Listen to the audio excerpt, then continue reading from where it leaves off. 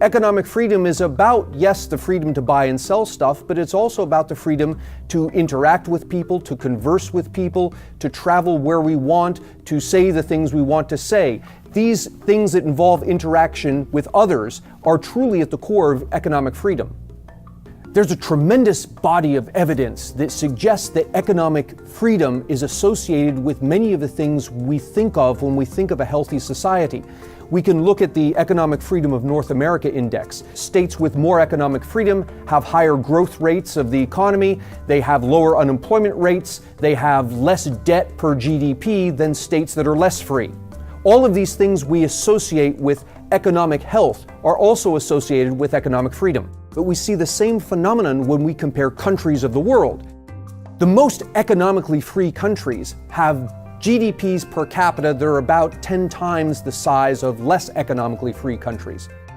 One might argue that what we're seeing is the big country effect.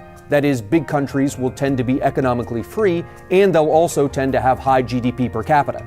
But if we restrict our vision to just the poorest 20% of countries, the poor countries that have the most economic freedom have GDP per capitas that are 50% greater than the poor countries that have less economic freedom. One counter-argument is that GDP per capita only measures average income. It's possible that you could have a country with a small number of elite, rich people and a large number of destitute people. But if we examine inequality measures, what we find is that the countries that are more economically free also have more equitable income distributions. That is, economic freedom is not only associated with higher income levels on average, but it's also associated with a more equitable income distribution. Skeptics might argue that economic freedom achieves greater income because of exploitation of people and exploitation of the environment. Let's look at the data and see if this is the case. On average, women in economically free countries have more gender equality than women in economically less free countries. Also, child labor rates tend to be lower in economically free countries and higher in economically unfree countries. One might argue that child labor rates are lower in economically free countries because economically free countries are richer and therefore can import products from poor countries that do not have child labor laws. In effect, the rich countries encourage the poor countries to exploit their children, so the rich countries don't have to exploit theirs. But if we look at the poorest countries, we see the same phenomenon. Even amongst the poorest countries, those with more economic freedom have lower child labor rates than those with less economic freedom.